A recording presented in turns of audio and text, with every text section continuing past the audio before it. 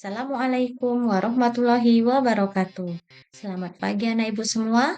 Apa kabar? Baik, alhamdulillah. Pada pertemuan kali ini kita akan melaksanakan pembelajaran pendidikan Pancasila dengan materi hidup berpancasila.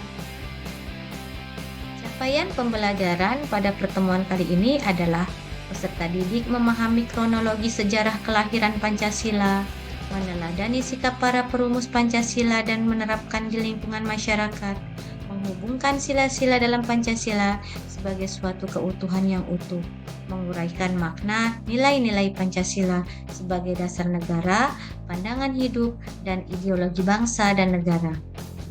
Berdasarkan capaian pembelajaran yang telah diuraikan, adapun tujuan pembelajaran kita hari ini yaitu pertama menceritakan proses perumusan Pancasila sebagai dasar negara.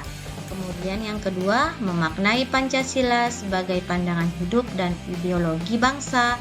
Kemudian yang ketiga, menunjukkan sikap dan perilaku yang sesuai dengan sila-sila Pancasila.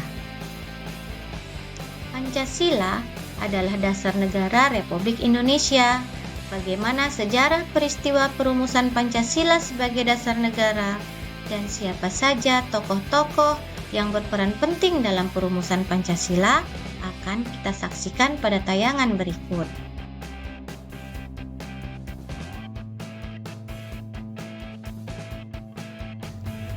Pancasila berasal dari bahasa Sanskerta, yaitu panca berarti lima dan sila berarti dasar atau asas.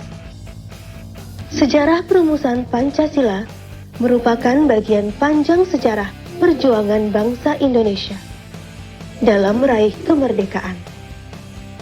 Pada penghujung 1944, bala tentara Dai Nippon Jepang semakin terdesak oleh pasukan sekutu akibat serentetan kekalahan di Perang Asia Timur Raya.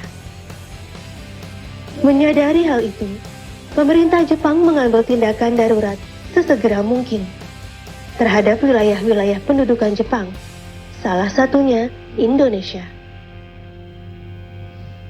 Pada 1 Maret 1945, Kumakichi Harada selaku jenderal pemerintah Jepang yang membawahi Jawa mengumumkan akan dibentuk suatu badan baru dengan nama Dokuritsu Jumbi Chosakai atau yang dikenal dengan nama Badan Penyelidik Usaha Persiapan Kemerdekaan, disingkat BPUPK.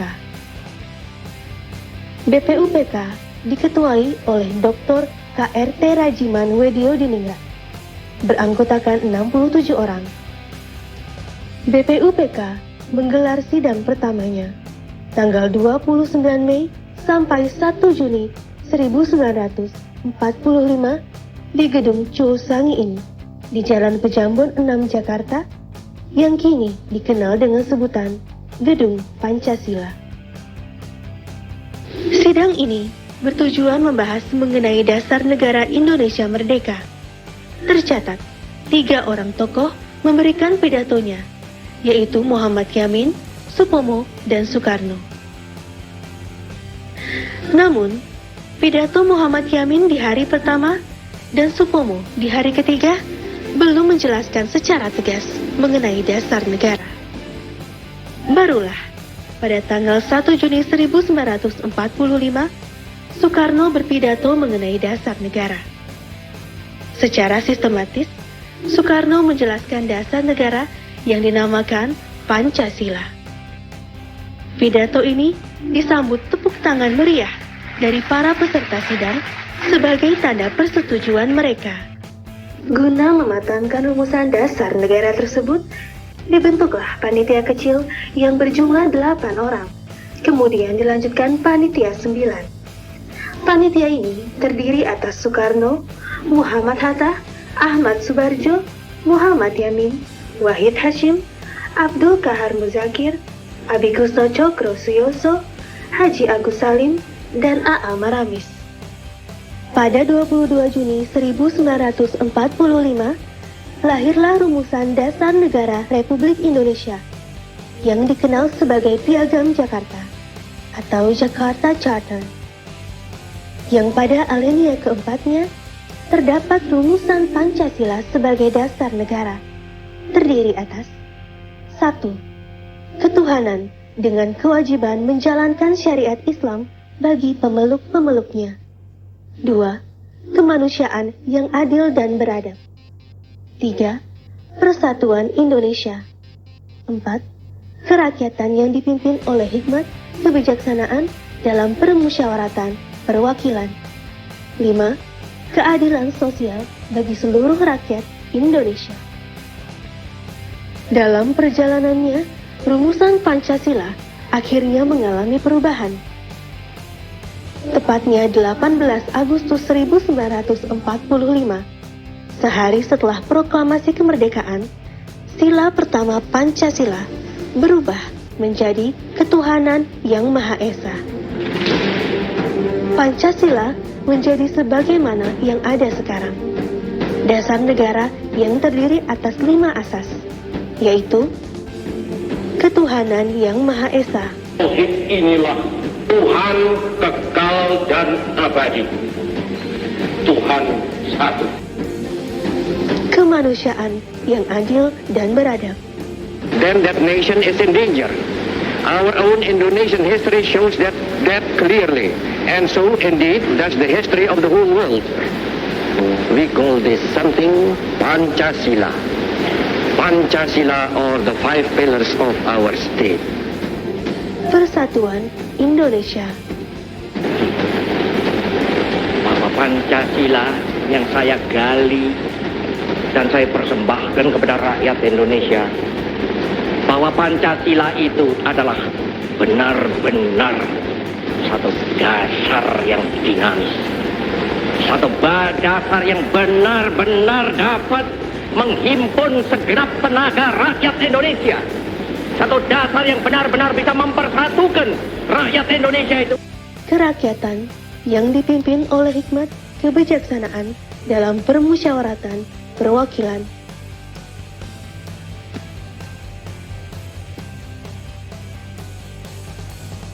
Keadilan sosial bagi seluruh rakyat Indonesia. Buat bangsa Indonesia ini satu bangsa yang terdiri daripada ratusan juta insan al-kamil yang hidup dengan bahagia di bawah kolong langit buatan Allah Subhanahu wa Ta'ala. Presiden Joko Widodo mengeluarkan keputusan Presiden nomor 24 tahun 2016 tentang hari lahir Pancasila, menetapkan tanggal 1 Juni 1945 sebagai hari lahir Pancasila. Itulah Pancasila dasar negara kita yang harus kita junjung sebagai dasar kita hidup bermasyarakat, berbangsa, dan Dari bernegara. video yang telah kita saksikan, diperoleh bahwa Pancasila dirumuskan pada sidang pertama BPUPK, yaitu pada tanggal 29 Mei sampai dengan 1 Juni tahun 1945. Rumusan Pancasila yang pertama disampaikan oleh Muhammad Yamin, yang berisi peri kemanusiaan, peri ketuhanan, peri kebangsaan, peri kerakyatan, dan kesejahteraan rakyat. Dilanjutkan oleh M.R. Supomo pada tanggal 31 Mei tahun 1945. Beliau menyampaikan hal-hal penting dasar negara, di antaranya pertama, persatuan, kedua, kekeluargaan, ketiga, keseimbangan lahir dan batin, keempat, musyawarah, kelima, keadilan rakyat. Pada tanggal 1 Juni tahun 1945, Insinyur Soekarno menyampaikan pidatonya yang berisi pertama, nasionalisme, kedua, internasionalisme atau peri kemanusiaan, ketiga, mufakat atau demokrasi, keempat, kesejahteraan sosial, dan kelima, ketuhanan yang berkebudayaan. Pancasila ditetapkan dan disahkan menjadi dasar negara Republik Indonesia pada tanggal 18 Agustus tahun 1945 oleh Panitia Persiapan Kemerdekaan Indonesia atau disingkat dengan PPKI. Pancasila sebagai ideologi bangsa dan negara, yang berarti sekumpulan ide, nilai, dan keyakinan yang digunakan sebagai acuan pemikiran maupun tindakan suatu masyarakat atau bangsa berupa aturan berkehidupan demi kepentingan bersama.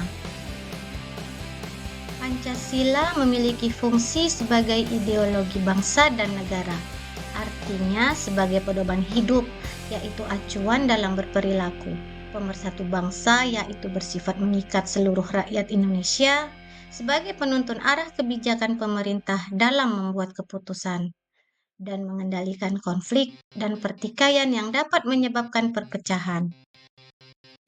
Sebagai dasar negara, Pancasila memiliki beberapa nilai, di antaranya nilai dasar, nilai instrumental, dan nilai praksis.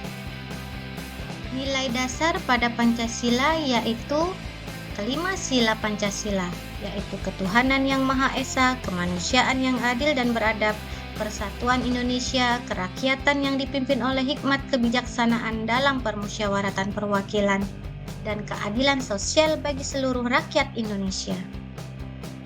Nilai instrumental. Pancasila sebagai dasar berperilaku sesuai norma sosial dan norma hukum. Bagaimana kelima sila Pancasila dapat dijadikan pedoman dalam berperilaku, berbangsa, dan bernegara.